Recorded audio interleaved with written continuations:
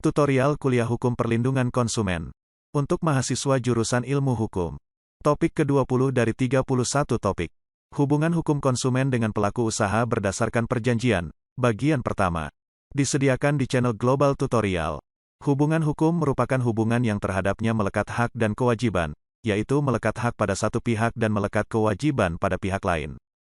Jadi, hubungan hukum melibatkan sekurang-kurangnya dua pihak. Apabila salah satu pihak tidak mempedulikan atau melanggar hak atau kewajiban tersebut, maka hukum dapat memaksakan agar hak dan kewajiban tadi dapat terpenuhi. Hubungan hukum itu pada umumnya lahir karena adanya suatu perjanjian dalam kaitan dengan hukum perlindungan konsumen, maka adanya hubungan hukum antara pelaku usaha dengan konsumen karena adanya perjanjian antara pelaku usaha dengan konsumen. Perjanjian seperti yang diatur dalam pasal 1313 KUH Perdata berbunyi, suatu perjanjian adalah suatu perbuatan dengan mana satu orang atau lebih mengikatkan dirinya terhadap satu orang atau lebih. Menurut para pakar kata, perbuatan, dalam pasal 1313 KUH Perdata lebih tepat kalau ditambahkan dengan kata perbuatan hukum, mengingat akibat hukum dalam suatu perjanjian dikehendaki oleh para pihak. Selanjutnya pada kalimat dengan mana satu orang atau lebih mengikatkan diri, sebaiknya ditambahkan kata saling, mengingat perjanjian merupakan kehendak para pihak, artinya tidak hanya satu pihak yang berkehendak atau tidak hanya satu pihak yang ingin mengikatkan diri. Oleh karenanya setelah dilengkapi oleh para pakar hukum, pengertian perjanjian menjadi suatu perbuatan hukum yang mana satu orang atau lebih saling mengikatkan dirinya dengan satu orang atau lebih. Pada umumnya perjanjian tidak terikat pada suatu bentuk tertentu.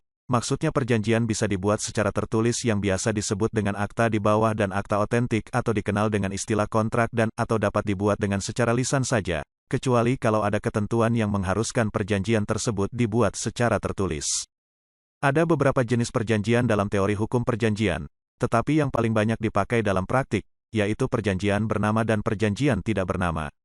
Yang dimaksud dengan perjanjian bernama adalah perjanjian yang diatur dalam KUH Perdata. Misalnya perjanjian jual-beli, perjanjian sewa-menyewa, dan lain-lain, seperti yang tercantum dalam buku 3 bab 4 SD bab 18 KUH Perdata. Adapun yang dimaksud dengan perjanjian tidak bernama adalah suatu perjanjian yang tidak diatur dalam KUH Perdata. Tetapi perjanjian tersebut lahir dan berkembang di masyarakat yang dasar hukumnya adalah asas kebebasan berkontrak, misalnya perjanjian sewa-beli, perjanjian bangun serak, perjanjian kerjasama, dan lain-lain.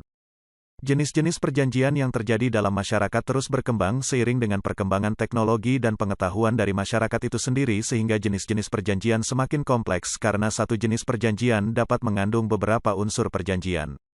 Di bidang jasa keuangan contohnya antara lain perjanjian kredit antara nasabah dan bank, perjanjian polis asuransi, perjanjian antara fintech dengan nasabahnya. Contoh perjanjian tersebut mencerminkan bahwa dalam satu perjanjian terkait beberapa unsur perjanjian bernama yang terjalin sedemikian rupa sehingga sulit untuk dapat dipisahkan satu sama lain sebagai suatu perjanjian yang berdiri sendiri. Terhadap perjanjian seperti itu dinamakan perjanjian campuran dikenal dengan istilah contractus sui generis. Jadi, pengertian perjanjian campuran adalah suatu perjanjian yang mempunyai ciri-ciri dan unsur-unsur dua atau lebih perjanjian bernama atau ada yang berpendapat bahwa perjanjian seperti itu merupakan perjanjian yang berdiri sendiri dan mempunyai ciri sendiri. Adapun perjanjian bernama yang muncul dalam perjanjian tersebut dapat secara analogis diterapkan. Dalam perlindungan konsumen, aspek perjanjian ini merupakan faktor yang sangat penting karena hal tersebut yang melahirkan hubungan antara konsumen dan pelaku usaha, walaupun perjanjian tersebut tidak mutlak harus ada. Dalam perjalanan sejarah hukum perlindungan konsumen ada pada suatu waktu yang menganggap bahwa unsur perjanjian itu mutlak harus ada. Hal ini dimaksudkan agar konsumen bisa dapat meminta perlindungan hukum dari lawan sengketanya. Pihak-pihak dalam perjanjian atau disebut juga subjek perjanjian adalah pihak-pihak yang terkait dalam suatu perjanjian tersebut. KUH Perdata membedakan tiga golongan pihak yang terkait dengan perjanjian tersebut, yaitu 1. Para pihak yang mengadakan perjanjian itu sendiri. 2. Para ahli waris dari mereka dan mereka yang mendapatkan hak daripadanya. 3. Pihak ketiga yang mengikatkan diri. Pada asasnya pihak ketiga dapat memandang suatu perjanjian sebagai hubungan hukum antara pihak-pihak lain dan ia wajib menghormatinya. Yang menjadikan pihak ketiga terikat pada suatu perjanjian. Apabila suatu perjanjian yang mengikat pihak ketiga, der den beding, menyebutkan bahwa para pihak yang membuat perjanjian dapat menetapkan suatu janji guna kepentingan pihak ketiga. Janji tersebut dapat dibuat untuk dirinya sendiri atau suatu pemberian yang dilakukan pada orang lain, memuat janji seperti itu. Siapapun yang telah memperjanjikan seperti itu, para pihak tidak boleh menariknya kembali apabila pihak ketiga tersebut telah menyatakan kehendaknya atau kemauannya untuk mempergunakannya. Sebagai contoh, 1. Janji pada perjanjian asuransi di mana dapat dibenarkan para pihak melakukan perjanjian untuk kepentingan orang lain. 2. Janji pengusaha pabrik bahwa mendapat izin maka penduduk sekitarnya akan diberi potongan harga atau produk-produk yang dihasilkan.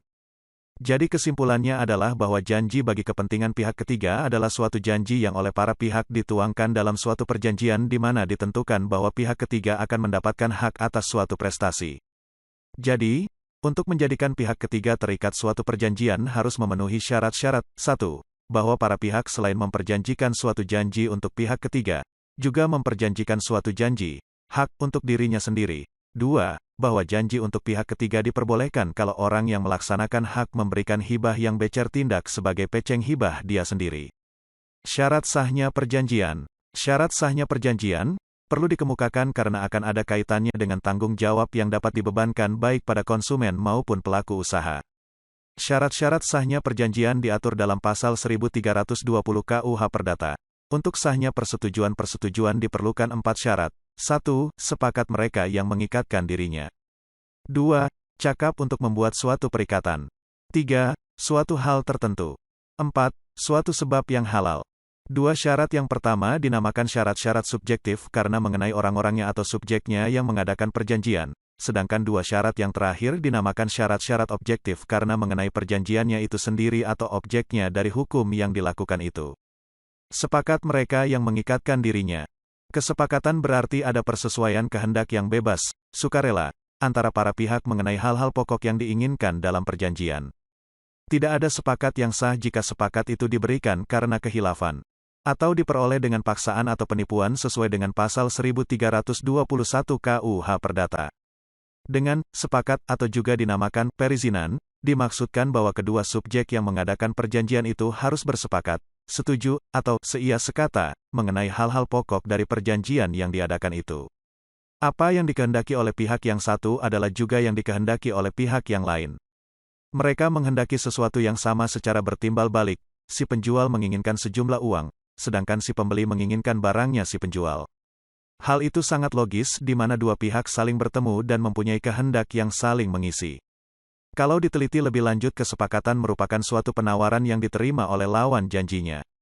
Sehubungan dengan syarat kesepakatan mereka yang mengikat diri dalam KUH Perdata dicantumkan beberapa hal yang merupakan faktor yang dapat menimbulkan cacat pada kesepakatan tersebut, yaitu 1.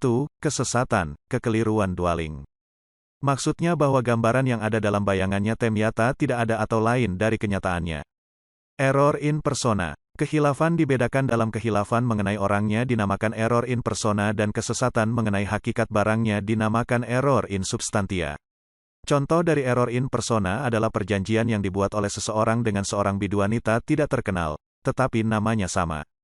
Error in substantia, maksudnya ialah bahwa kesesatan itu adalah mengenai sifat benda, yang merupakan alasan yang sesungguhnya bagi kedua belah pihak, untuk mengadakan perjanjian. Misalnya seseorang yang beranggapan bahwa ia membeli lukisan Basuki Abdullah kemudian mengetahui bahwa lukisan yang dibelinya itu adalah sebuah tiruan. 2. Paksaan. Pasal 1323 KUH Perdata. Paksaan yang dilakukan terhadap orang yang membuat suatu persetujuan merupakan alasan untuk batalnya persetujuan, juga apabila paksaan itu dilakukan oleh seorang pihak ketiga, untuk kepentingan siapa persetujuan tersebut tidak telah dibuat. Yang dimaksud dengan paksaan adalah bukan paksaan dalam arti absolut. Maksudnya tidak hanya berupa paksaan yang ditujukan kepada diri seseorang saja, tetapi termasuk di dalamnya adanya rasa takut akan adanya kerugian terhadap kekayaan seseorang. Paksaan di sini termasuk paksaan secara fisik dan psikis. Perjanjian yang ditutup berdasarkan paksaan, sama artinya perjanjian demikian itu perjanjian yang sama sekali tidak terjadi. Misalnya jika seseorang yang lebih kuat memegang tangan seseorang yang lemah dan membuat ia mencantumkan tanda tangan di bawah sebuah perjanjian. Pasal 1324 KUH Perdata, paksaan telah terjadi.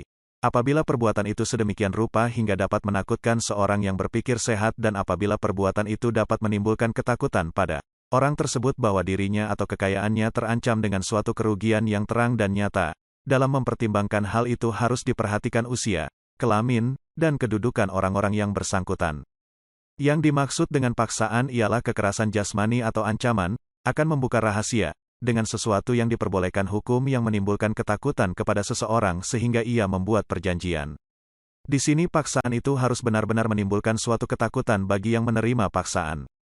Pasal 1325 KUH Perdata, paksaan mengakibatkan batalnya suatu persetujuan tidak saja apabila dilakukan terhadap salah satu pihak yang membuat persetujuan, tetapi juga apabila paksaan itu dilakukan terhadap suami atau istri atau sanak keluarga dalam garis ke atas maupun ke bawah. Yang dimaksud paksaan di sini adalah paksaan bagi para pihak. Pasal 1326 KUH Perdata, ketakutan saja karena hormat terhadap ayah, ibu atau lain sanak keluarga dalam garis ke atas tanpa disertai kekerasan, tidaklah cukup untuk pembatalan persetujuan. Maksud dari pasal ini bahwa paksaan tidak identik dengan kekerasan. Pasal 1327 KUH Perdata, pembatalan sesuatu persetujuan berdasarkan paksaan tidak lagi dapat dituntutnya, apabila setelah paksaan berhenti, persetujuan tersebut dikuatkan baik secara dinyatakan dengan tegas, maupun secara diam-diam atau apabila seorang melampaukan waktu yang ditentukan oleh undang-undang untuk dipulihkan seluruhnya. Pasal ini menyatakan pada intinya membatalkan suatu tuntutan atas adanya suatu paksaan tersebut sudah tidak dilakukan dan perjanjiannya telah dipulihkan. 3. Penipuan, bedrock. Pasal 1328 KUH Perdata, dengan tegas menyatakan bahwa penipuan merupakan alasan untuk mengajukan pembatalan perjanjian. Penipuan merupakan suatu alasan untuk pembatalan persetujuan, apabila tipu muslihat yang dipakai oleh salah satu pihak adalah sedemikian rupa hingga terang dan nyata bahwa pihak yang lain tidak telah membuat perikatan itu jika tidak dilakukan tipu muslihat tersebut. Penipuan tidak dipersangkakan, tetapi harus dibuktikan. Untuk penipuan pasal 1328 KUH Perdata, mensyaratkan adanya tipu muslihat. Tidak cukup jika hanya kebohongan saja. Setiap penjual selalu memuji-muji barangnya, sekalipun barangnya kurang baik. Seseorang yang menjual mobilnya dengan mengatakan bahwa mobilnya adalah baru dan ternyata tidak, maka dalam hal ini hanya ada kebohongan. Berlainan halnya jika si penjual mengubah kilometernya, menggosok mengkilat mobilnya sehingga menimbulkan kesan bahwa mobil tersebut adalah baru. Dalam hal ini terjadi tipu muslihat dari pihak yang menipu, dengan daya akalnya meyakinkan suatu gambaran yang sebenarnya tidak sesuai dengan keadaan yang sebenarnya dari objek yang diperjanjikan. Pada penipuan tidak terbatas pada sifat hakikat bendanya atau atas diri pihak lain. Dan pada penipuan orang baru tahu setelah perjanjian ditutup. Penipuan harus dilakukan oleh pihak lain. Penipuan dapat dirumuskan, suatu usaha yang dilakukan secara sengaja, dengan jalan tipu muslihat, untuk menimbulkan kesesatan kepada pihak lain. Perkembangan terakhir penyalahgunaan keadaan, misbruik van de omstandigheden, merupakan unsur yang menyebabkan cacatnya kesepakatan. Untuk dapat digolongkan ke dalam penyalahgunaan keadaan, salah satu pihak harus mempunyai kelebihan dari pihak yang lain. Kelebihan mana dapat berupa kelebihan psikologis, ekonomi, maupun fisik.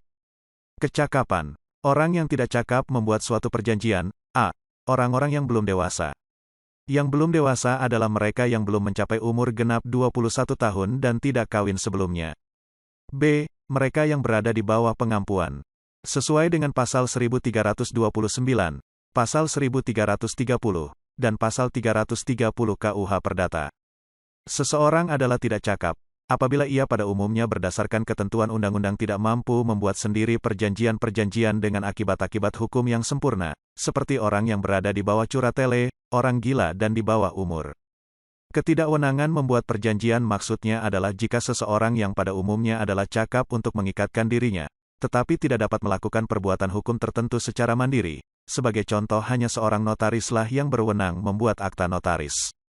Pasal 1330 KUH Perdata menentukan siapa-siapa saja yang tidak cakap untuk membuat perjanjian dengan pengurainya masing-masing. Akibat daripada ketidakcakapan terhadap keberlakuan suatu perjanjian diatur dalam pasal 1331 dan pasal 1446, dan pasal 1456. Pasal 1330 KUH Perdata, tidak cakap untuk membuat persetujuan-persetujuan adalah A. Orang-orang belum dewasa. B. Mereka yang ditaruh di bawah pengampuan. C. Orang-orang perempuan, dalam hal-hal yang ditetapkan oleh undang-undang, dan pada umumnya semua orang kepada siapa undang-undang telah melarang, membuat persetujuan-persetujuan tertentu. Berkenaan dengan perempuan termasuk tidak cakap, pada saat ini sudah tidak berlaku lagi, Hal ini berdasarkan surat edaran Mahkamah Agung pada tahun 1963. Hanya orang-orang yang tidak cakap yang dapat menuntut pembatalan perjanjian. Tetapi apabila orang yang tidak cakap tersebut tidak menuntut pembatalan, maka perjanjian tetap mempunyai kekuatan hukum bagi para pihak. Dalam kaitan dengan hukum perlindungan konsumen, transaksi antara konsumen dengan pelaku usaha kedua-duanya harus mempunyai kecakapan sesuai ketentuan yang berlaku. Syarat tentang barang atau objek tertentu. Hal tertentu artinya apa yang diperjanjikan hak-hak dan kewajiban kedua belah pihak, paling tidak barang yang dimaksudkan dalam perjanjian ditentukan jenisnya. Objek perjanjian harus mencakup pokok barang tertentu yang sekurang-kurangnya dapat ditentukan jenisnya atau dapat dihitung diatur di dalam pasal 1333 KUH Perdata. Undang-undang menentukan benda-benda yang tidak dapat dijadikan objek dari suatu perjanjian, tetapi suatu perjanjian haruslah mempunyai objek, default on the verb, tertentu. Sekurang-kurangnya dapat ditentukan bahwa objek tertentu itu dapat berupa benda yang sekarang ada dan nanti akan ada. A. Barang itu adalah barang yang dapat diperdagangkan. B. Barang-barang yang dipergunakan untuk kepentingan umum antara lain seperti jalan umum, pelabuhan umum, gedung-gedung umum, dan sebagainya tidaklah dapat dijadikan objek perjanjian. C. Dapat ditentukan jenisnya. D. Barang yang akan datang. Dalam pasal 1334 KUH Perdata ditegaskan bahwa hanya barang yang tegas-tegas dilarang oleh undang-undang yang tidak boleh menjadi objek dalam perjanjian. Misalnya warisan yang belum terbuka, atau misalnya menjual hasil panen tahun depan untuk suatu harga tertentu. Untuk hal ini dalam perkembangannya tidak berlaku lagi karena dalam praktik terdapat suatu perdagangan yang menjual suatu komoditi di mana harga ditentukan sebelum panen, dalam Undang-Undang Perdagangan Berjangka Komoditi Nomor 10 Tahun 2011. Sebab yang halal atau kausa yang halal. Isi perjanjian haruslah menggambarkan tujuan yang akan dicapai oleh para pihak dan tidak bertentangan dengan undang-undang, kesusilaan, maupun ketertiban umum. Pasal 1337 KUH Perdata. Perlu dibedakan secara tegas antara sebab dan motif. Motif adalah alasan yang mendorong batin seseorang untuk melakukan sesuatu hal. Motif untuk membeli rumah adalah untuk menempati rumah tersebut. Bagi hukum, motif adalah tidak penting. Sebab adalah tujuan daripada persetujuan. Sebab dalam utang piutang dengan bunga adalah bahwa pihak yang satu ingin mendapatkan uang, sedangkan pihak lain menerima bunga. Pada jual beli, yang satu mendapatkan barang yang lain harganya.